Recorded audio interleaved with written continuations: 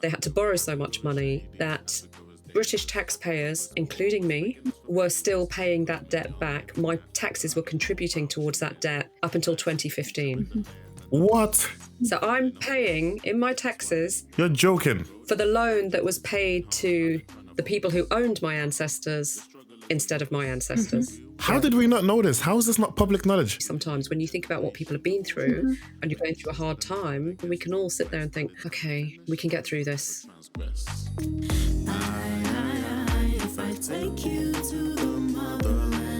Welcome to another episode of the Ronu Spirit Podcast, where you follow my learning journey as I explore potential ways to empower African nations, address the legacy of colonisation, and enhance the global respect for Black and African people. My name is Hameed, and as usual, we have Dr. Sumaira Farha in the background, serving as my clarity coach. Hello, everyone. My guest today is Dr. Wanda Wyporska. Dr. Wanda is of Bayesian, English, and Polish descent. She completed a PhD in history at Oxford and served as the chief exec of the Society of Genealogists, which is the second largest genealogical library in the world. She is also an author, a TEDx speaker, and is currently completing a master's in genealogy. And last but not least, she is the CEO of Safe Passage International, a charity that reunites refugees with their families, whether they're from Gaza, Sudan, or wherever. Welcome to the podcast, Dr. Wanda. It's a pleasure to have you. Thank you for inviting me. I'm really delighted and happy and honoured. Awesome. I want to begin with your mixed heritage. I feel like that is the most, it's the easiest low-hanging fruit, because it's not every day I meet someone that is from half Bayesian and then a quarter English and a quarter Polish, right? Yep. Let's talk a little bit about your mixed heritage growing up. What was it like, in the 70s, growing up in England with that mixed heritage? Yeah, there's a huge difference between growing up in London or Birmingham or somewhere where there are big Black populations and somewhere like Chester up in the northwest, which is, in between Manchester and Liverpool. And so when I grew up, I remember in my school, there were two other Black children and they were brother and sister. They were African, and you'd see 3 or 4 people. And that was it. And my cousins, my dad's brother, then he had children and there were more of us. But there were very few of us in Chester. And it just, when you grow up in that atmosphere, you don't know anything different because it's just what you've grown up and you're used to. And so there were there was racism, there were different sort of taunts, there were different things people would say to me. My mum was really good at dealing with that because she had a background in looking at young Afro-Caribbean boys, teenagers, when she was doing her masters. So I grew up in a household that was really politically aware and that my mum wasn't afraid of explaining things to me. But yeah, when I came down to London and I got to Euston Station, I saw so many Black and Asian people and I was like, oh my God, this is amazing. And it was a real shock to my system. When I grew up watching things like Sesame Street, because I will never forget Maria. She was a Latino woman, and it was very rare that you saw people who weren't white on TV. So, people like Moira Stewart, people like Maria in Sesame Street, it was like, oh my God, yeah, we could be on TV. Yeah. So it's really different to how people growing up these days and just having that culture and that community to hand. And I think you told me that your father is the one from Barbados and your mother is half English and half Polish. And I think you mentioned that growing up, you were more attuned to the Polish side and you learned so much about that and understood way more about that. This is from the conversation we had previously before we started the podcast. And then maybe you can just elaborate a little bit more on that, growing up and exploring that side and eventually getting your job at the Society of Genealogists and then exploring the other side to your identity. And how was that, basically? I think it's complicated, isn't it? When I was young, I was growing up with my mum and my grandmother.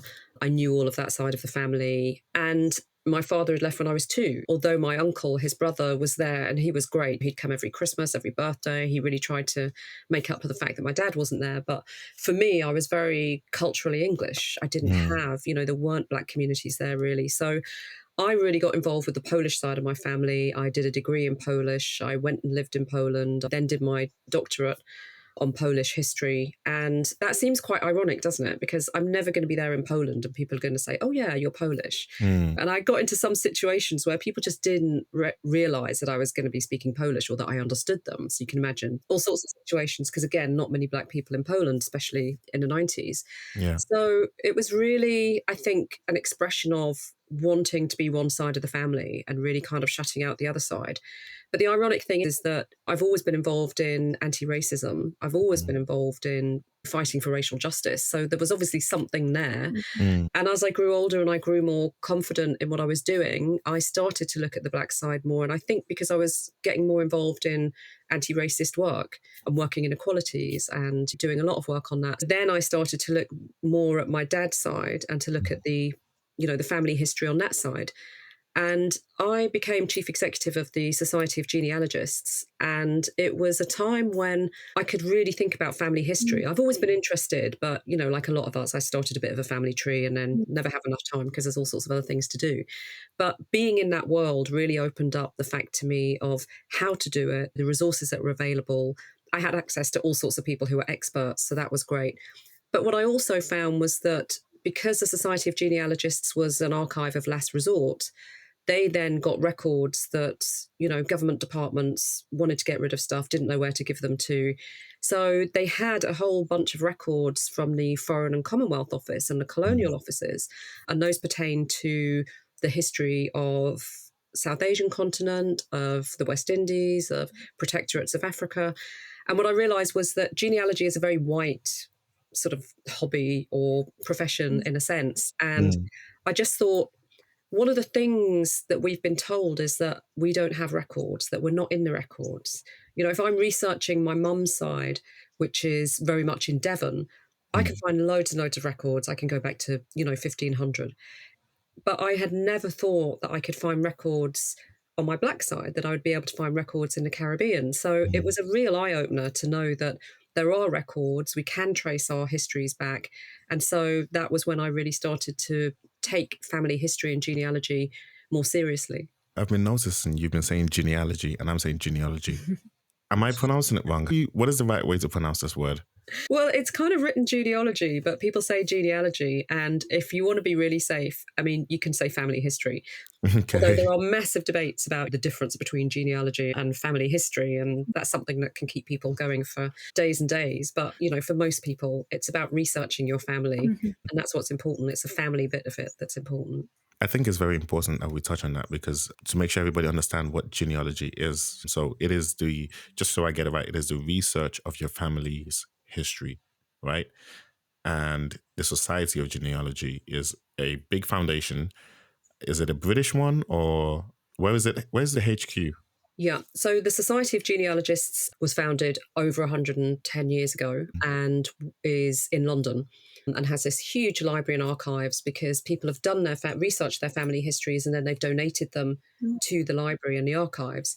But also people will donate their whole research and books and everything to the library. And it's a fantastic resource. And you can look online, you can put your surname in and see if there's any records that might relate to your family. And so this is actually what the debate about genealogy and family history is.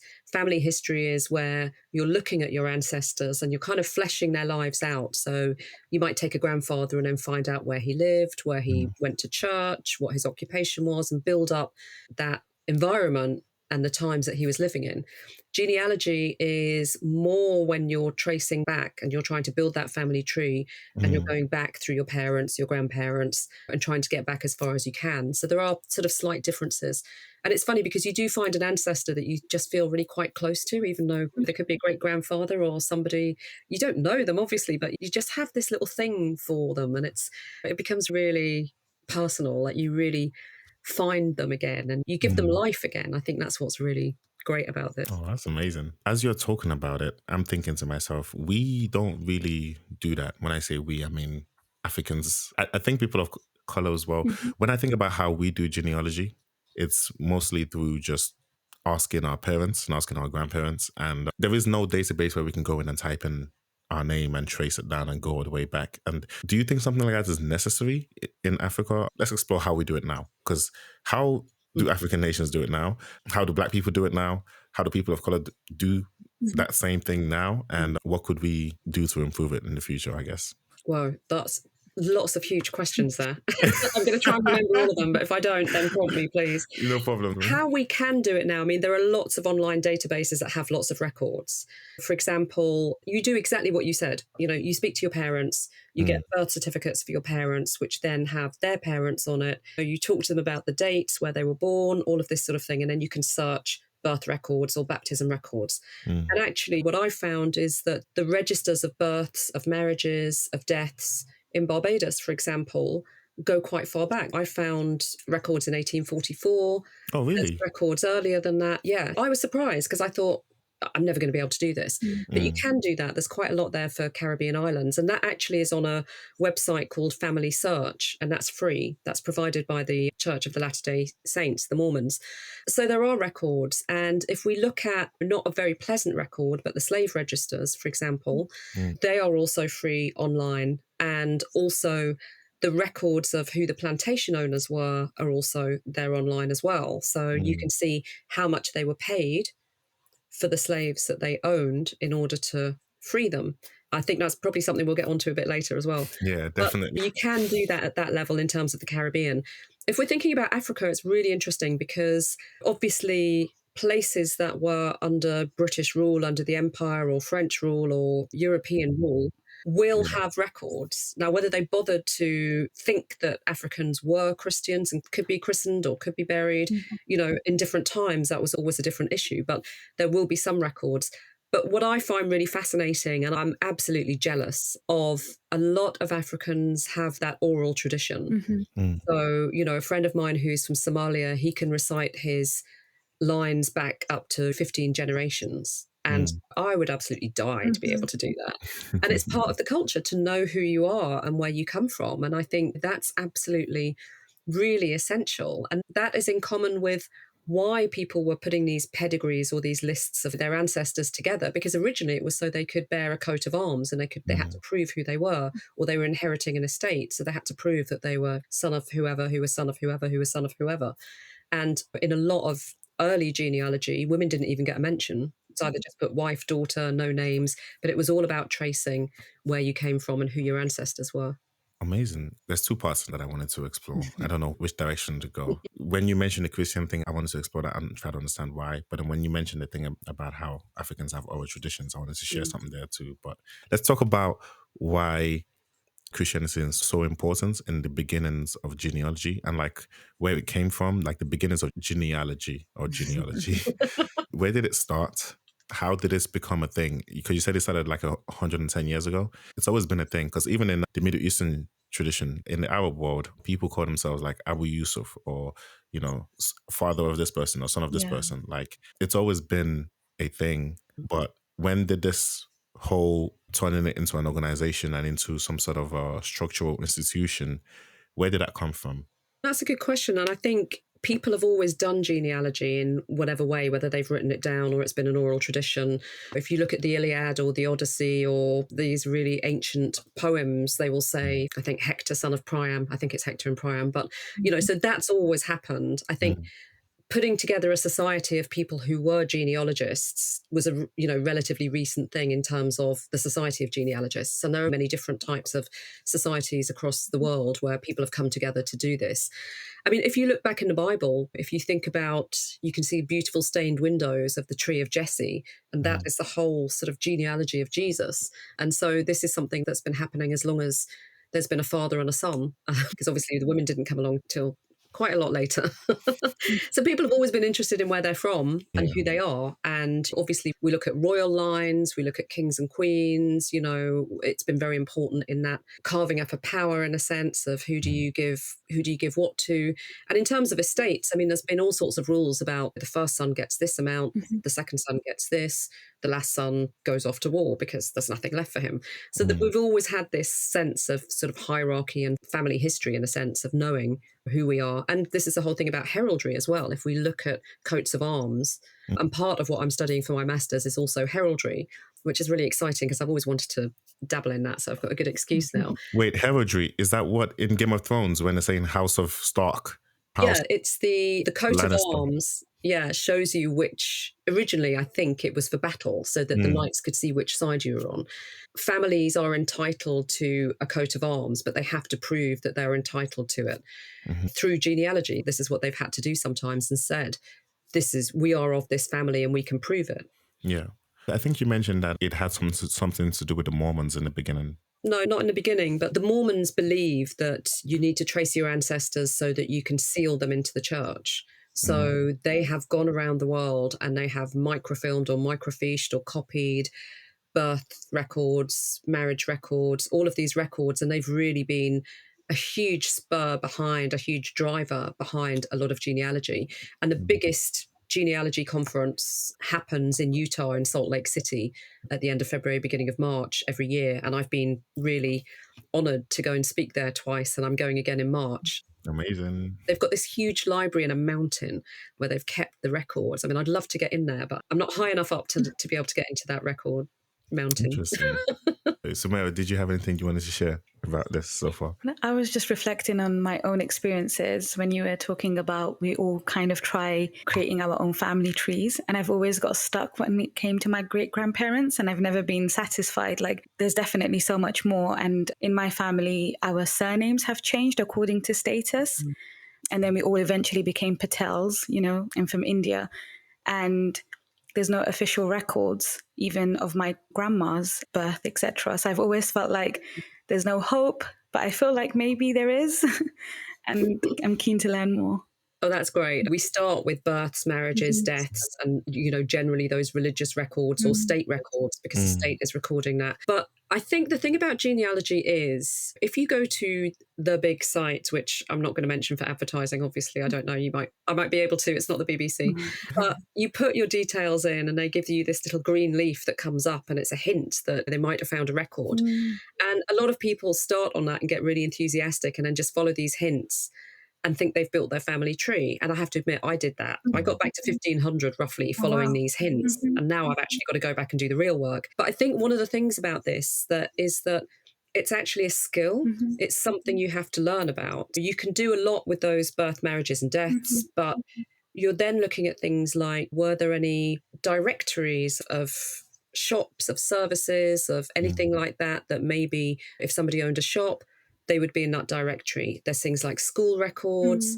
In the UK, you've got things like poor law records. So if you were poor and you had to be given relief by the parish or you were given some money, then you would be in that record.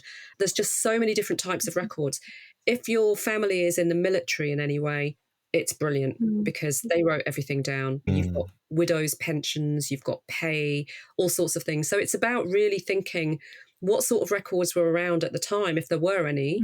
It may be that there weren't, but how else were things recorded? How else did people know?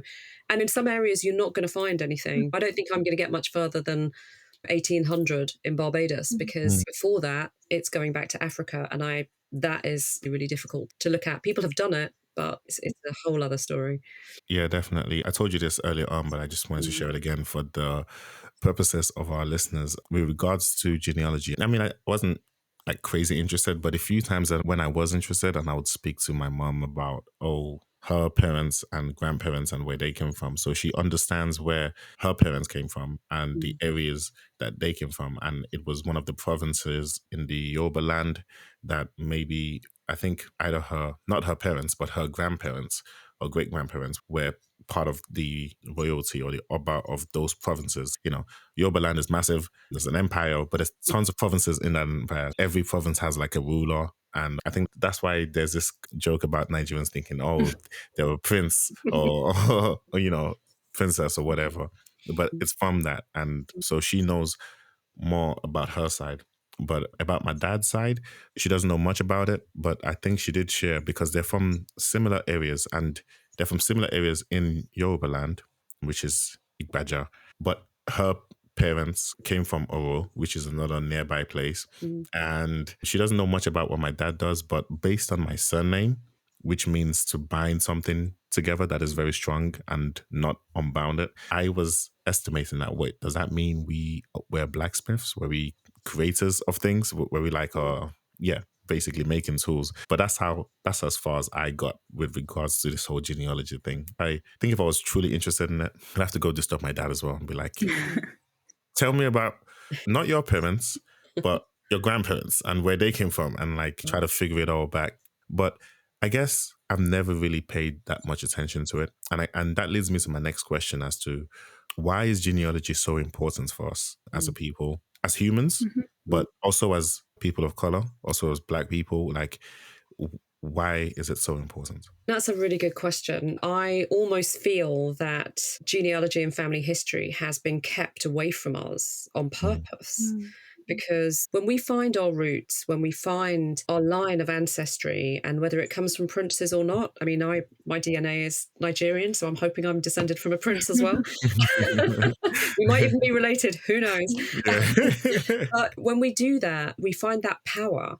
And when we know whose we are, we know who we are. And so it's really powerful to do that. As I said, my dad left when I was 2 and I didn't have a great relationship with him. But actually, over the last year, I've had a much better relationship with his side of the family and with him because I've been looking at our family history. And I've been to Barbados once. I did meet my grandfather before he died, but I never really felt that connected to that side of the family. But going back and seeing where they were from, seeing their records, has really made me feel completely differently. And I think it fills that hole, it fills that gap that some of us have. And I think one of the most scandalous things about empire, about colonialism, about slavery is that they robbed us of our history. And that is something that is really powerful when you take people's history away. And that for me is really drives me in a sense, because I think if we can look at the records, if we can speak to our grandparents, our parents, and even just to get a couple of generations back, it gives us that knowledge of where we've come from, what they've been through, what they've had to live through so that we can live our lives. And as I said, you find these relatives and you just feel something really, some real connection. And that's really precious. And I think coming back to what you were saying, Samara, about surnames, there's a one name study group, the Guild of One Name Studies, and they are people who will focus on a surname and they will do, where do these surnames come from? Is everybody with this surname come from this whole area, or are there different branches? And with my surname, Wyporska, there are about 50 families in the world that have that surname. So it would be very easy to do that. And then it will probably lead back to the village where my grandfather was born, where most of the people in the cemetery are called Wyporski or Wyporska. So sometimes surnames come from particular areas, and that's another way that you can trace back without looking at records. But if you don't know who you are, there's always something missing, I think. And it's something to pass on to your children when we become parents. Sometimes when people become parents or when their parents die, that's when they start thinking about family history, because they suddenly think, I can't just ask my gran, I can't just ask my mum. That whole knowledge is gone. So I always say, do it now. While our parents and grandparents are still here, talk to them now, record them, write it down, but squeeze that information out of them. Yeah, no, I absolutely agree. I was just thinking, we speak a lot about reclaiming our history as people of the global majority. And by doing that, we can empower ourselves. And I think this is just part of that as well. And I love when you said, if we know whose we are, we know who we are. And I think that's going to stick with me. It's really powerful. But yeah, we would have had so many different characters, like you said, in our family, people we resonate with, people we align with. And the more we know, the more power we have. Amazing. I agree. Genealogy. And so the importance of this is really leans into empowering ourselves.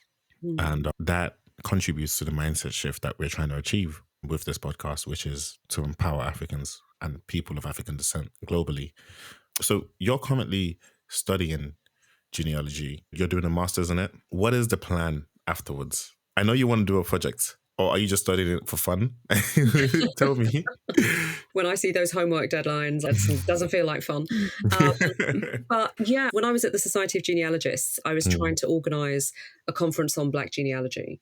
And then I was headhunted and I went to work at the Black Equity Organisation. And I thought, great, I can take the conference with me because, it's a Black people conference. So let's do that.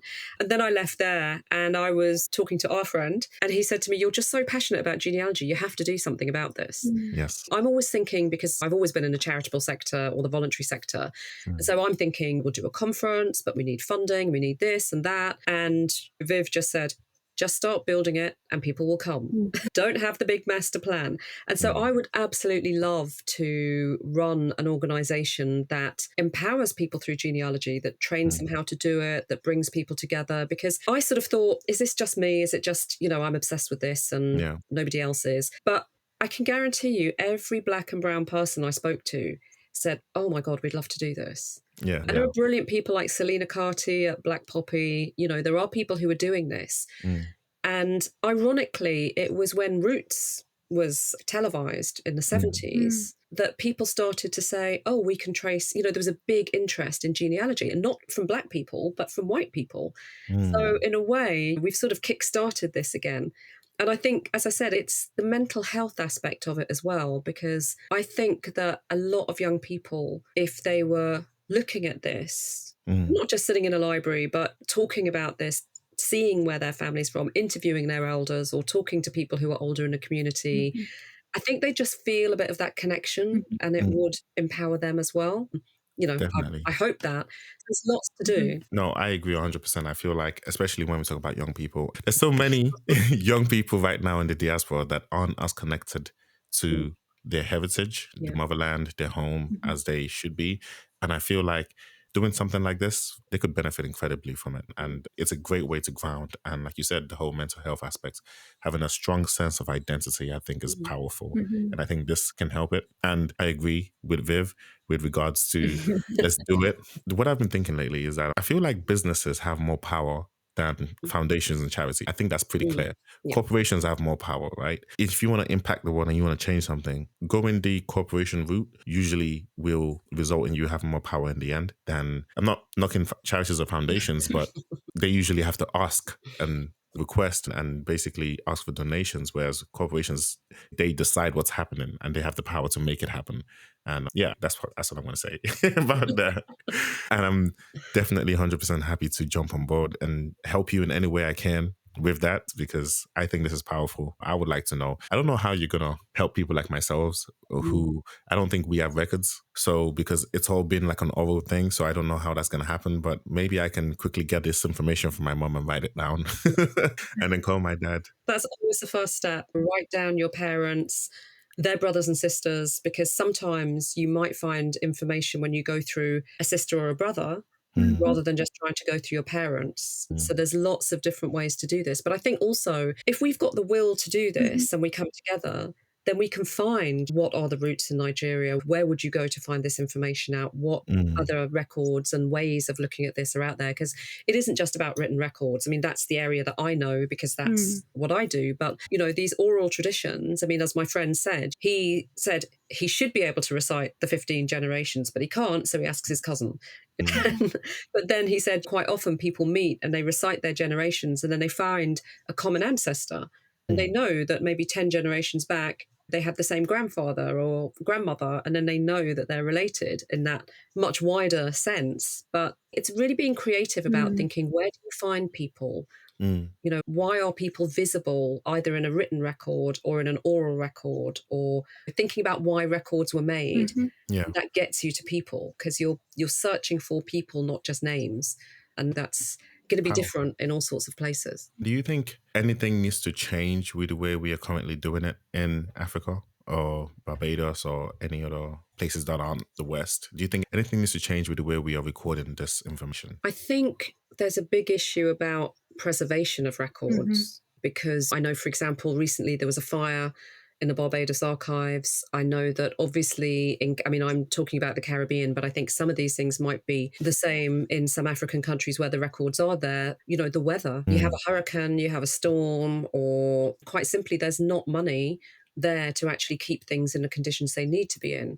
So actually, we are generally quite grateful, in a sense, to the Mormons for having made microfilms and microfiches of things, because there are records, that they've done that maybe 20, 30, 40 years ago, and the records are now destroyed, so we don't have the original records. What Western countries can do as well is share their expertise in these areas, because, to put it bluntly, it's the least they can do, quite frankly, so that we can preserve our history. And there are different projects where people will transcribe some of the records and put them online so that we've got more access to it. If you look at the slave registers, unfortunately, but those are also on Family Search, and you can see the names, the plantations, the owners, the ages, some origins. There won't be surnames of people, but I was looking at a register in Barbados, and as confident as I probably could be that I did find an entry of one of my ancestors, because I knew the plantation that he was on, he was born on, and I could look at those plantation records. It's incredible what you can find, and people have done this. Yeah, for sure. This is a great segue into talking about how this practice of genealogy can actually impact the conversation around reparations. Because this is the second time you've mentioned how you're able to trace the plantation owner and, you know, how much money he was paid or she was paid, I don't know, to free your ancestors. And like, this is not too far away, you know, like 2 or 3 generations ago. Let's unpack that a little bit. Let's talk a little bit about how this can affect the conversation about reparations, especially in the Americas in general. Yeah, I mean, it's really fascinating because I was in the US last year, and it was interesting for me because the conversation about enslavement and slavery was very much focused on the US. And they didn't ever mention Africa or the Caribbean. And I was kind of jumping up and down going, hello, where do you think people were coming from? But it was so focused on America. And I can understand that because it happened on American soil. And South America as well. Funny they didn't mention Brazil, because that's terrible. It was terrible over there in South America. Yeah, if you look at the Roundtrees, the chocolatiers, you know, they have big plantations in Brazil. There's huge, massive enslaved population in Brazil as well. If you look at this, you can see that, for example, it was only a few generations away. You know, the trading in slaves was abolished in 1807, but it didn't mean you couldn't still have slaves.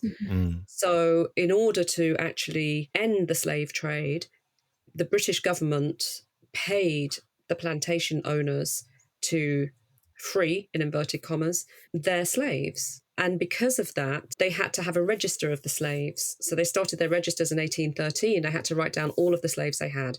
And then 3 years later, they would have to look at the difference and say who died, who had they sold, how many slaves did they have. And that was so that they could ensure that they weren't actually buying new slaves or that it wasn't happening. Now, you know, how much credence you give to that. But it means that we've got these records for a lot of islands and a lot of places of the people. And it's really quite traumatic when you read them. When I go through these registers, I always just read people's names in a way of honouring them and to say, we see you, we know what you went through, you know, you're just having a moment of being alive again in a sense and honoured. But also we've got the records, and these are online as well, of who owned the plantations, because they would go to the British government and say, well, we've got 6 slaves, 3 women, 1 child, 2 men of working age. And they'd calculate how much they were worth. And then they would be paid by the British government. And the awful thing about this, as you know, I mean, it's all awful, but the British government had to take out so much money to pay this. They had to borrow so much money that British taxpayers, including me, were still paying that debt back. My taxes were contributing towards that debt up until 2015. What? So I'm paying in my taxes. You're joking. For the loan that was paid to the people who owned my ancestors instead of my ancestors. How did we not know this? How is this not public knowledge? You know, the funny thing is, I think the Treasury a while back tweeted something about this and really didn't realise what a reaction they were going to get. Everybody was saying, when it first came out, and everybody was like, what? Like, what? The British taxpayer were paying for the loan that the British took out to pay slave owners, even though slavery is you see what I mean? Capitalism is always going to drive what is going to drive. I feel like all this talk, I'm just going to be honest here, I feel like all this talk about morality and slavery was wrong and it was our ancestors. I think it's all BS. I think they're lying, and I feel like they would do whatever money requires. And this just goes to show, because if they were doing that up until 2015, even though they knew slavery was wrong, it's like, why are you making us pay for... You should be going to the people that you paid the money to and getting money off them, right? Well, and that's what our fantastic Prime Minister of Barbados, Mia Mottley. I love that woman. I mean, she's saying that she's really up for reparations. And there's a plantation still on Barbados owned by Drax. And the MP, I think his name's Richard Drax, is one of the wealthiest people in the south of England. And she's saying, we want reparations, that direct connection. And that's what I'm talking about when we talk about reparations, because if I can trace my family to the plantation, then we I should know know who the plantation owner was. I can trace his family down. Exactly. I can see who owes me that money. Yeah. Like, we can get logical with this. We can this is maths. You know, we can be. It's maths and genealogy. This is why it's important, Hameed, when you were asking about the importance. Yes, this is one of the reasons why it's important. I find that just flabbergasting, that the fact that they thought that was okay. And didn't anyone ask them, why didn't you just go to, because we know slavery was wrong. We know this thing shouldn't have happened. Why don't you go to the people, the plantation owners, and get that money back and get them to pay back? Like, that would have been the smart thing to do from the British government's perspective. Well, I mean, I think it's because in 1813, 34, they took out this money, which is, I think, the equivalent of something like 85 billion or something ridiculous like that. Don't quote me on that. But they took out that loan and paid the slave owners. Then the government's been paying that loan back ever since. And of course, any loan that the government's paying comes out of taxpayers' money. So it's not like I'm directly paying the government, but my taxes have gone towards that loan, or anybody's taxes, not just mine, but a small proportion of that has gone towards that loan. We know who some of the families are. Who are some of the families? Let's put some of who are some of these families that are still benefiting from owning slaves? Well, Drax, I mean, I think the thing is, when you think about, and you just mentioned capitalism, what happened was we were enslaved. We went through emotional and physical torture. The strongest and fittest survived. And then we were left on an island that had been looted. All of it's very much like Africa, had been looted for everything. So we are left on these islands. Those rich white people have left and taken all of the money that they've earned off the back of our enslavement, and they've taken it back to the UK or to France or wherever they were. And then their descendants have lived great lives. Well, I'm generalizing here, but they've had that money, whereas we have had to start from enslavement, build that up. And that's why when people say, oh yeah, it was a long time ago, it's so annoying. It's not a long time ago. And the fact that we were just looted and then left, after slavery, means that it's taken generations and generations for us to try and build things up on islands where we're not necessarily in charge of the resources sometimes. Yeah. When people say stuff like that, do you know what? It makes my blood boil. In my head, I know that it's probably because they're ignorant of the reasons behind it, the ignorance of the history, which is why history is so damn important.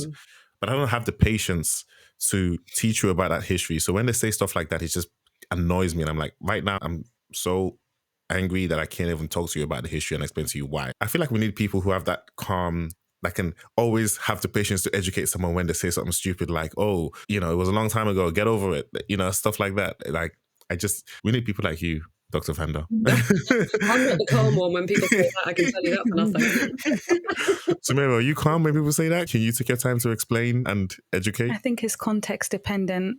I would say I become quite passionate.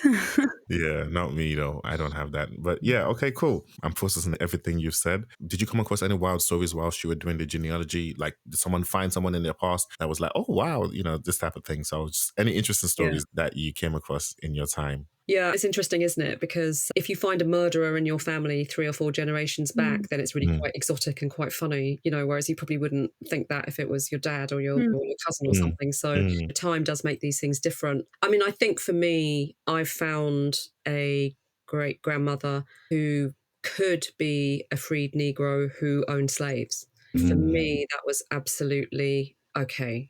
What do I do about this? I mean, you can argue it was the economics of the time, so it was better for her not to be enslaved and to have slaves. They might be her relatives. I don't know. She may have bought them. But also, I think anybody who comes from the Caribbean is almost certain somewhere to have had relatives or ancestors who were the children of a slave owner and a slave. An enslaved person. So we can't avoid that because that is what was happening. And I think it really blurs the lines, doesn't it? Because if you are descended from slave owners who got that payment and you are descended from enslaved people, you're kind of asking yourself for that payment in a sense, aren't you? So it's not always as simple as it looks. Someone like Peter Brathwaite has done some really great research and been able to find on the Codrington estate, he was descended from one of the white people in Barbados who made up the slave code. So who made up the slave code, like wrote the law? Yeah, the slave code was about how you should treat slaves and what I see, you should do, this sort of thing. So for him, that's deeply awful.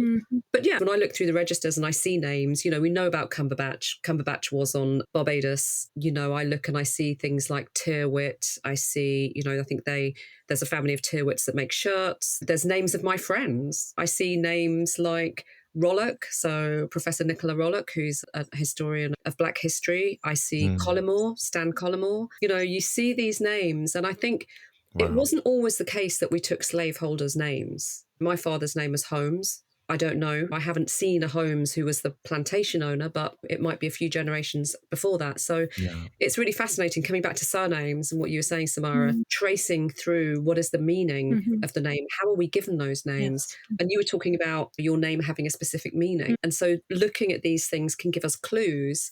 I mean, back in the day, a cooper was somebody who made barrels. We've got lots of smiths because of blacksmiths or all sorts of things. So those names can still carry meanings in some cultures. Definitely. We've just spoken about the Caribbean, right? We've spoken about the Caribbean, spoken a little bit about South America, but then the African Americans, the ones in the USA who basically, if they were to do this and follow the line of genealogy, it would go back to the time that their ancestors arrived on the land, right? But I don't know if this is politically correct to say. Samara, help me if I go wrong. But I feel like the African Americans are like more lost with regards to identity, with regards to connecting to their roots than we are, those that are still connected to the motherland. And I feel that genealogy can only take them so far. They will still be lost because they'll be like, okay, so I know the ancestor that arrived, kind of, but then I want to go all the way back to the culture. I want to find out where in Africa I'm from, So I'm guessing this is where DNA comes in, right? Or can genealogists still go cross that ocean and reach the other continent? Well, I mean, that's a good one. There's a lot in there. My impression is that for African Americans, because slavery happened on their land, where they are and where they still are, it feels very different. I'm in the UK. It's very different. If I was living in Barbados, I think it would be different for me.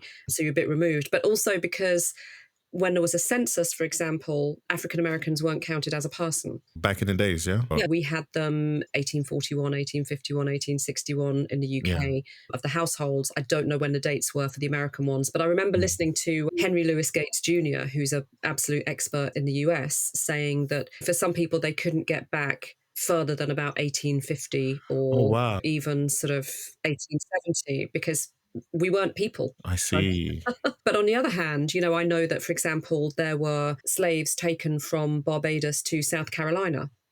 So there are particular when people moved. And I think when you think about DNA, it's the same sort of thing for me. I've done lots of DNA tests. And I just have to say this, please don't take a DNA test unless you're prepared to see the results.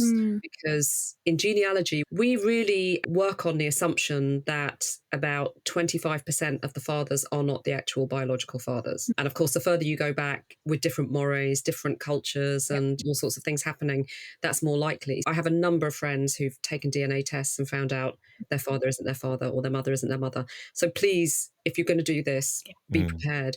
But DNA is an amazing thing. If you look at DNA, you can look at paternal, patrilineal DNA. And if you do father of father, you can actually get back thousands, if not tens of thousands of years. Oh, wow. A female has two X, has X chromosomes, a male has a Y and an X. And the Y chromosome, because there's only a little bit of it that changes. But if you trace that little bit that changes, you can trace back to different regions, different peoples, different communities. So that's the kind of golden thing that we can use to get ourselves back to parts of Africa or different communities because they may have been nomadic. So that is absolutely fascinating because you can see where you've come from. Yeah, I mentioned this to you earlier, but my fear with DNA has always been around privacy, data, putting this information in the hands of the Western corporate organizations, private organizations that own it, and what are they going to use that data to do, and how does it affect, like, oh, it's a scary. What would you say to that? I absolutely agree, and I understand those fears. Like anything, you're making a calculated risk. For me, the benefit of doing this and being able to find relatives, and particularly across Barbados, I have an ancestor who is said to have had about 100 children. Wow. So I could Genghis Khan. But I can find those matches across DNA if people have done the tests as well. And for me, I really want to do this and I'm really passionate about it. For me, that risk is there, but what I get out of it outweighs that. But you're very right. I mean, there has been a data breach in one of the companies. And if you think about this and you think about ethnic profiling, or you think about what would have happened if DNA tests had been available in the Second World War, you've got to think of the morals and the ethics of this. But again, it's a case of if you were adopted, for example, and you wanted to do a DNA test to try and find your family, then you're going to think that the benefits outweigh the risks. Yeah, definitely. I have to say there are quite strict privacy rules when you're doing DNA tests about how they're keeping the data and who has access to it and who doesn't. I need to say that, otherwise I'll never be invited to a genealogy conference again by any of the major players. Yeah, but that's something else I was going to say. You can be as specific as you want on this podcast. I'm not trying to hold anything back. When you said there was a data breach at a particular company, you could say the company's name. I don't mind. When we talk about using that data for other things, I think when we were having a discussion earlier, you told me about there was an occasion that DNA data was used to catch a serial killer in the US at some point, and people were happy about it until they realized, what? We didn't sign up for our DNA to be handed over to the police to be used for this type of thing. And I think you mentioned another one. I can't remember now off the top of my head. These types of things, I believe, is what people need to weigh up in terms of like benefit versus the risk. I think it's amazing. I think being able to do that and trace that back is amazing. And a part of me wants to do it, but then a part of me is also, actually, first of all, I don't need to do it. Luckily, I'm one of the few that didn't, not few, I'm one of the many that didn't get transported in transatlantic slavery. So I know where my ancestors are from, but I would still love to do it because even within Yoruba land, we are from quite up north in Yoruba land. So we could have been mixed with people from the Hausa side of things. We could have been mixed with the Fulani, who are a nomadic tribe all over West Africa. I would like to know more, but I'm afraid of putting all my data in the hands of those that I don't really trust, those that have done my people badly over hundreds of years, and they've proven to us through their action what they think about us. So it's like I'm giving them more power. I mean, that's just how I think about it when I'm trying to think about this. But that's why if you, someone like yourself, was to start something like this, and I knew that this was owned by us, and you're not beholden to what the Western governments want you to do, I feel like if an African or a Black person based in a country that isn't based in an African country was to do something similar, I would be more up for it. I would be more like, okay, it's us, we own our own data and so on. I totally agree. As in, if we are the people who create these organizations and systems, there's a lot more trust. But we know from the leaders in African countries as well, and some of the corruption, that even if that data was in Africa, doesn't necessarily equate to sense of security, because of the people and their experiences right now, like the disparities between people in the government and the individuals who are struggling in those countries. I just wanted to put that out there, Hameed, as like food for thought. Yeah, definitely. When we had the conversation with Kawthod, the other psychologist, I kept saying African leaders. She mentioned something about, I'm going to butcher how she said it, but basically it came down to the fact that I was like, oh my God, I didn't think about it. African leaders are probably mentally ill because they're doing things against the interests of their own people or their own kind. How did she do it? Yeah, I was going to say, maybe not like that. I think she was talking about like psychology can be a very white Eurocentric, from a very Eurocentric lens, and the way we formulate mental health difficulties. And I think she gave examples of other alternative ways of formulating people. And one of them was, I can't remember the name right now, but a scholar who formulated something around leaders being self-centered and where that might be coming from. And as we know in psychology, everything is about hypothesizing and formulating. So that was just one of the hypotheses, that they're very like focused on themselves. But some people might see that and formulate that as part of a spectrum of mental health difficulties. Nah, I don't like the way you're describing it. As far as I'm concerned, they're doing things against their own interest. If they were to deep it and they were to think about it properly, they'll be like, I'm actually doing something against my own interest. And it's like self-hate. Yeah, but And that's what it is, isn't it? It's about formulating people's understanding of people's behavior. You could formulate Okay, it in fair, any way fair. that you can, but I think you can't officially diagnose anybody. Oh yeah, no. I mean, I'm not a psychologist, so I can say whatever I want. I'm just You giving can you be. perspectives. I know. I'm joking. Yeah, I'm yeah, yeah. joking, guys. No, I'm I was joking, trying to guys. protect Kotha a bit. Definitely. Obviously, that episode is going to go out before this, so hopefully people would know and listen to it. I wanted to just quickly talk briefly about the work you're doing at Safe Passage right now. How did you get into that? Tell me a little bit more about it, if possible. Okay, and there is a DNA link that I'm going to bring up, actually. Okay. I've always had a massive interest in the refugee sector because my grandfather came to the UK as a Polish refugee after the Second World War. He was fighting in the Polish Air Force and settled in the UK. And then my dad came over as part of Windrush, so I'm a daughter of Windrush. I've just always had this passion for being able to support this area of work. And when the job at Safe Passage came up, I just thought, oh, wow. I've tried. It has to be said, I did apply for a job as chief exec at another well-known refugee organisation and didn't get it, but was quite close. And then when this came up, and I was the interim CEO, and then they were looking for a permanent CEO as well. And I said, look, this is an amazing organisation. Please, can you consider me for the permanent role?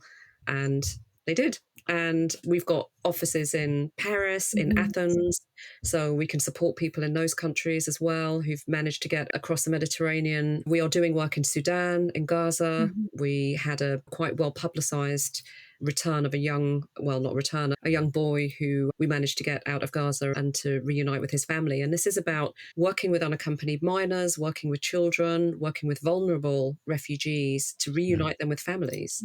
And I can't think of anything better Amazing. that I would want to be doing. And one of the thing that I found out about DNA, which was interesting, is that when people are making applications, and especially if they're children, if you have, for example, someone who's in the UK and they're trying to get their brother, let's say, or their sister over, then you have to prove that you have a relationship. Oh. And I was absolutely horrified that DNA is used in this way. And there's no counselling for people or anything. There's just a sort of, oh, this is the result. Yeah, they're your brother or they're not or whatever. And I've got a kind of mini campaign coming on, obviously, because in genealogy, we have lots of groups, lots of Facebook groups. There are counsellors. And if you're adopted and you're looking for your family, there's support there. But in this particular area, it's just seen as a scientific proof method. And there are areas of age assessment, which are things like measuring somebody's wrist or age assessment is a really disputed area, and especially for young Black and Asian people, because we know about adultification. We know that people are going to say, oh, you're an adult, when actually they're 14 or 15. It's like life, isn't it? All of these things overlap. So, yeah, I think this is such an incredibly amazing job. I wish I didn't have it because I wish we didn't need to do this. Yeah. But as long as I do, then it's a privilege to be able to play a small part in supporting people to do this really important work. I definitely want to say thank you. I'm grateful for people like you, people like Samara. Samara also works in a similar field. People like the both of you who are like, your daily job is to actually help people and change people's lives for the better. And that's impressive. That's what we should all be striving for on a daily basis. So thank you very much, Dr. Vanda, for that. I wanted to ask one more question as we're getting to the end of the podcast. So as someone who has dedicated their life to exploring identity and history, what do you hope the future generations will take from your work? Like, what legacy are you hoping to leave behind? Oh, it seems quite vain to think of a legacy. I'll leave one behind regardless. So which one do you want to leave behind? That's true. I think I want the next generations to feel the power of that belonging, because it's something that I didn't feel. I don't feel like I belong in Barbados. I don't feel like I'm Bajan. I've had so many years where I've not really known who I am. And I still don't really know who I am, but I have to make peace with that. So I want them to have the power of knowing and of being able to choose who they want to be, but choose who they want to be, knowing what all of the options are. I want them to do their family history, and then I want them to go to Barbados, and then I want them to go to Africa, and I want them to be in a place where they are the majority. Yeah. I've never lived anywhere where most of the people look like me. Mhm. And that has to have an effect on you. Definitely. So yeah, know your family so that you can know yourself, I think would just be the best thing. Amazing. And just to follow up on that, how can we make tools like genealogy and DNA more accessible to our people, to marginalized communities, and help them reclaim their history? What practical advice can we give to them to help them try to achieve what you've just said? Well, talk to your parents, Mhm. talk to your grandparents, anyone in your family. There are lots of lessons on YouTube or on the Society of Genealogists website about taking you through sources. The family search source is free. Mhm. You can look at those. And also, there are the big databases. There's Ancestry, there's Find My Past, there's My Heritage, and they all have different sets of records on. So think about just draw your basic family tree first and put as Yeah. many of your cousins, Mhm. brothers, all of that, and just sit and look and think, okay, who's still alive? Who can I talk to? Mm. And also they're passing on their history to you. When you're learning things about them and about the times that they lived through Mhm. Mm. that are going to help you and are going to support you sometimes when you think about what people have been through Mhm. and you're going through a hard time, we can all sit there and think, okay, we can get through this. We've done this Yeah. before. So yeah, it's really powerful to hear those stories and to be interested. Amazing. And when you said draw your own family history, it triggered something in my head, because as you said that, I was like, okay, if I was to do that, what tool would I use? I'd probably use like Miro or Escaladraw. I'm just thinking of tech tools that allows me to Canva, so that I was trying to visualize it. But I was like, shouldn't there be a tool that makes this thing easy already? Because I was thinking, if I did that, it would get pretty messy. I won't be able to track stuff or search. So maybe I need to create a database. But I'm like, no, probably not a database. I'm like, isn't there a tool that allows this already? This is just Hameed's mind. He's talking out I loud. know exactly where he's going with that. As you were saying that, I was just thinking, I have a fountain pen here. This is my first tool that I write things down with. But you're right, as part of my master's, I'm getting to grips with a software package called Family Tree Maker. Okay. And you can put the sources in, you can put notes in, you can draw up charts, you can do all sorts of things. Because you're right, you go back a few generations. And I mean, my notes, honestly, they're just absolutely all over the place because I'm a paper person. I love stationery. Yeah. But I'm now having to train myself to actually be focused on this and to do this a step at a time, because I just went mad and wrote everything down and then had to go back to it and couldn't remember what I'd done in the first place and wasted so much time. So Family Tree Maker, Legacy, there's lots of different software packages for family history, for genealogy. Do those software packages allow connections with other people? So if I, for example, had a Family Tree Maker account, created my family tree, and then I let my cousin, my third cousin or something, do the same thing, can we then connect our accounts and link between people and be like, oh yeah, this is auntie whatever, connect to your uncle over there? Can we like make it a big like brainstorming type of mind map, amazing experience? Do those tools do that? So most people do their trees on Ancestry. And so you can let people into it and you can merge data from different trees. It's quite dangerous because if you haven't done your checking, you end up with a whole load of stuff that somebody else has done that might not be right. And trust me, I've been there. So it's very easy to go, oh yeah, great, they've done 6 generations. And then you suddenly think, actually, it wasn't that George Smith, it was another George Smith. So do be careful when you're doing that. There's a really brilliant piece of software out now. It's a website called We Are XYZ, I think.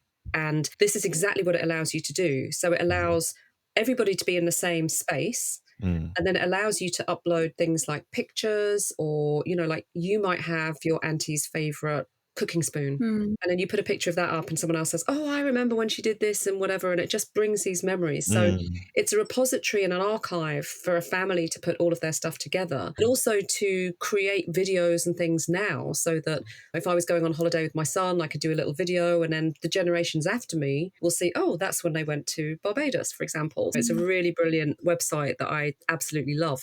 And that's perfect for diaspora families. What website is it?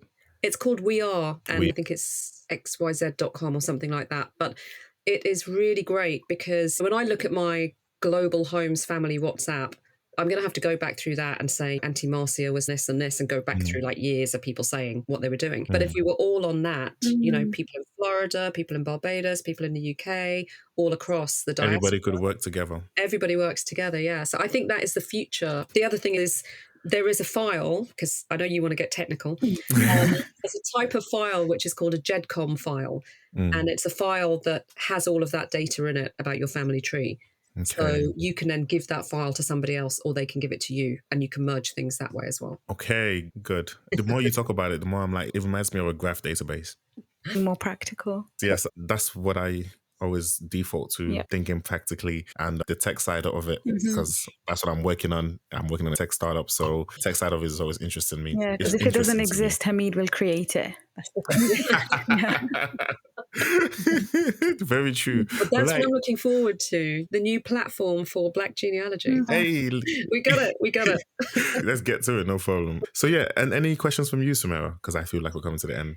Not really questions, just a lot of appreciation for such a rich and thoughtful conversation, because it's making me think that it is achievable for people of the global majority to connect to their roots, not only through reclaiming their own histories or learning more about it, but also thinking about how do we preserve our identity for our future generations too. Because I have come across on like TikTok and other social medias of people like question cards, like before it's too late, questions to ask your mom and dad. And like it keeps coming up more recently. And I'm thinking, okay, with everything social media, people do start to think, okay, what we could do with this. So I think people are thinking about it more, and it can just be expanded so our future generations can just really know where they come from. Yeah. Yeah, I love that. It's really good to look forward as well, because we tend to, I'm always looking in the past, but I forget that actually my grandchildren might want to know about me. So, you know, what are they going to find on the internet? That's scary, isn't it? I know, it's true, right? At least Yeah, we got to be careful. We got to be careful. Hey, for all we know, the internet might not exist in the way it does True. today. With the way tech is going, we might not even have computers. It might all just be in our head. Might Neuralink. You know, you never know. No. I'm keeping hold of my fountain pen and my paper. You know, if the electricity goes, I'm still fine. Definitely. But thank you very much for your time today, Dr. Vanda. I really appreciate it. And we are going to put in the description link of this episode all the work that you've done, any papers or books. Oh yeah, you've written a book as well. Your book, a link to your book is going to be in the description. Any other papers that you've published or any links to the platform that we're going to be working on. That's true. There might be listeners here who have ideas or want to contribute in any way. We've talked about in previous podcasts communities and utilizing the skills that we have within our own communities. Hopefully that. Work together. Let's build together. That's what we're trying to do here, like foster a community. If there are any listeners that can help with this, definitely get in touch and let us know. All right. Thank you. Thank you. See me coming through, talking about this Africans are funny, dude. Yo, why they gotta be so prideful? Everybody knows Africa is suicidal.